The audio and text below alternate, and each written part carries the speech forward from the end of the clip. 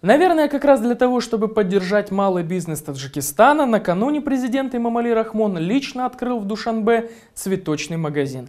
Также глава государства посоветовал, кому нужно обращаться, чтобы правильно выращивать рассаду или цветы.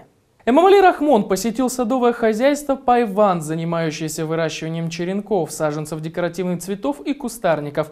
После своеобразной инспекции Рахмон дал высокую оценку работе специалистов, а также полезные поручения и рекомендации относительно развития сферы.